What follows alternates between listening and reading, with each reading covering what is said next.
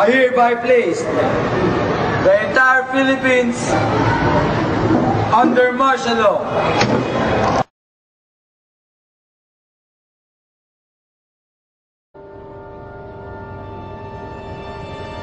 May tungkol sa martial law? Hindi, ano nga ba yun? Ano nga ba yun? Tara na. Hoy! Ano ginagawa niyo dyan? Oo nga! Gabi na! Gabi na! 16!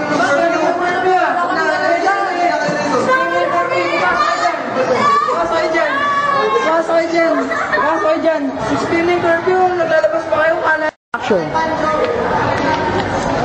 President Marcos, may you please hear some words? What are your thoughts on martial law and its effects in our country? It's a great practice of discipline for our country. It's for the better. But how about the rallies against martial law? We'll take care of that. Thank you for your time. What do you think about our president placing the Philippines under martial law? I will leave no comment to that question, but I will say this. I will no longer run for politics. I will just try to convince the president to turn down martial law. Thank you for that wonderful comment. Thank you. Makibaka! Huwag matakot!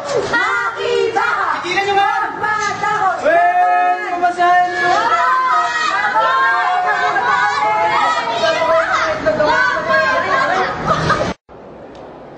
The barricades and security are on. Yeah, but I think the very fact alone that we can land is victory enough. Everything after that's bonus. I mean, whether they put me back in a plane and ship me out or bring me to prison, I have promised to return. I have returned against all odds. So that's good enough for me.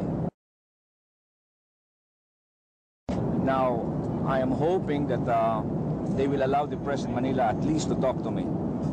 For 9 years, the goal was out of France for some length of time. My feeling is we all have to die sometime. Now, if it's my fate to die by an assassin's bullet, so be it. But I cannot be petrified by inaction or fear of assassination and therefore stay in a corner. I have to suffer with my people. I have to lead them because of the responsibility given to me by our people. Yeah. Okay. One from the lips!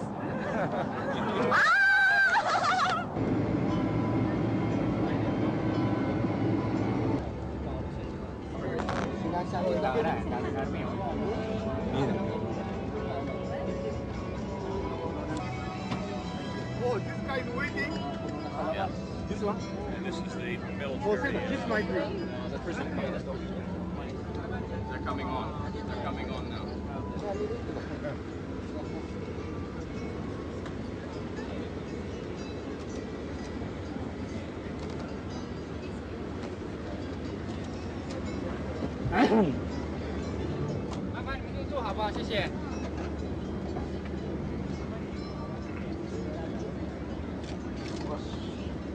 Iimbitahan kayo dito.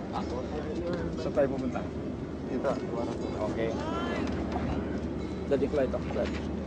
Pakidala mo lang. Sige, brother. Thank you. Yeah, come on.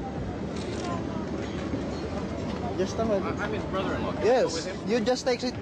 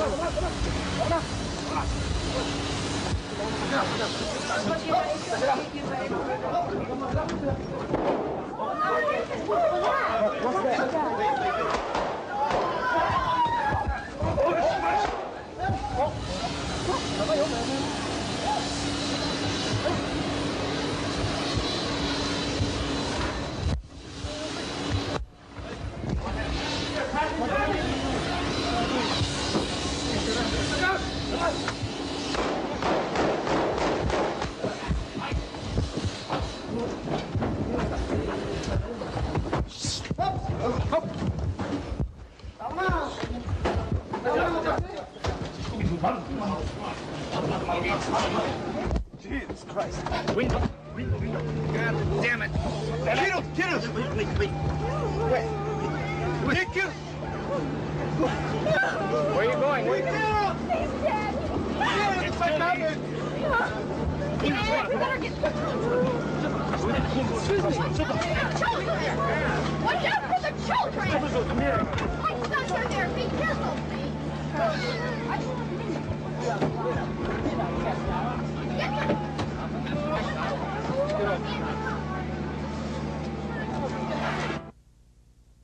Four, three, go. News update. Senator Ninoy Aquino is now dead.